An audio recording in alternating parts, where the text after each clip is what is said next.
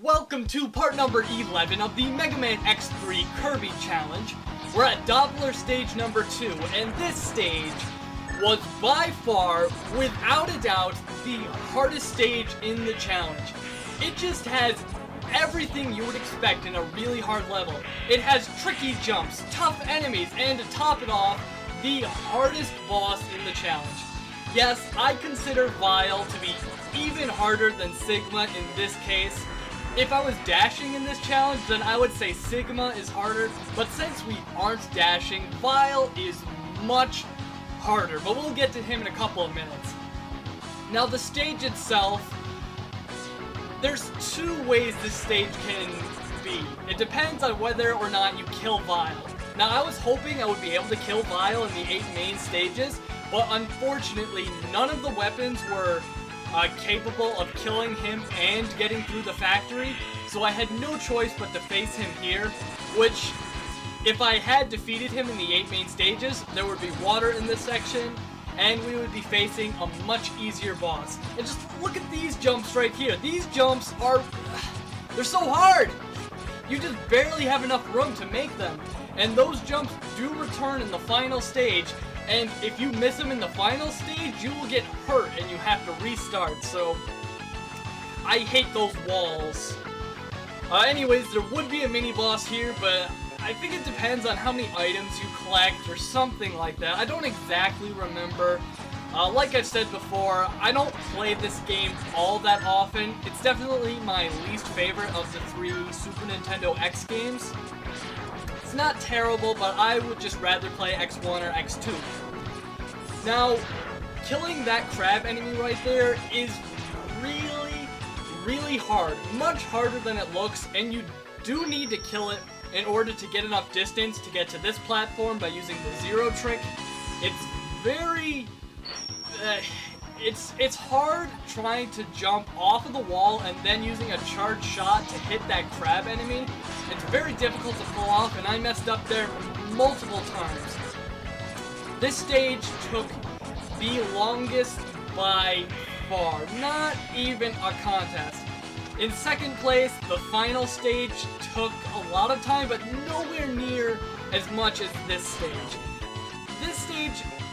This was the stage, you know, in every challenge I have a stage where I just want to quit while I'm playing it just because it's so frustrating. And I don't really want to quit, but I just get to the point where I get so demotivated that I don't really want to do it anymore. So, unlike some of my previous challenges, with this one, I just took a break. I just took a week-long break from Mega Man X3, didn't play it once, didn't even do one attempt, just to calm myself down, just to make myself feel better. And I'm going to do that from now on, because that break really helped me out. When I came back, I was motivated, and I did it shortly after, a couple days after I started trying again. So, that's what I'm going to do from now on. I'm just going to take breaks, I'm just going to be calm. If I get too frustrated, I'm just going to stop playing, because hopefully I will be able to do challenges better, or more efficiently that way. Anyways, I'm still really confused about this elevator section. I mean, what were they thinking? Like, this isn't fun. That's not fun at all. You couldn't have at least put an elevator there or something? Like, why? Why would you do this? That's not fun. Riding up a wall on a snail? That could be the least fun thing ever in a Mega Man game. I don't understand why would you do that? Whatever, enough complaining. We have a boss, and Vile, in my opinion, is the hardest boss in this entire challenge. Now, he has 2 phases. The first one, he is in his ride armor, and it is impossible to beat this form without dashing.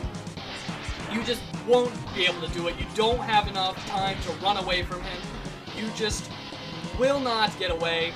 And you also can't jump over him without dashing, so keep that in mind. But this is one of those rare occasions where we can actually take advantage of the fully charged shot. If we go all the way to the end, charge up, we can actually combine the shots, and you'll see that it's actually sort of powerful, but it's really not worth it. It's not worth it. I mean, I just don't understand why it's not that powerful. If I have to stand still and spend a lot of time charging my shot, it should be very powerful. But I guess they thought, nope, it shouldn't be that powerful. That would be broken or something, but it really wouldn't. It has enough disadvantages already.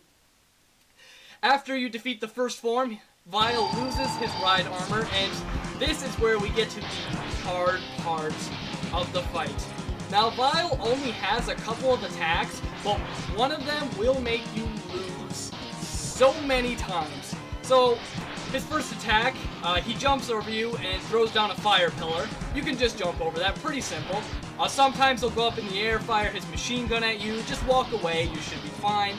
And his third attack, the one right there, he'll fire off a bunch of particles or something, and if they hit you, you will become stunned momentarily. Now, if you rapidly jerk the control pad, you can get out of it, but you need to be very quick. If you aren't quick, Vile will dash towards you, grab you, and you'll take plenty of hits and have to restart. And it's very hard avoiding that attack, because you really don't have enough time to get away from it and get enough space in between the shots to avoid it. So it's hard. It's hard to explain. You would have to try it out for yourself.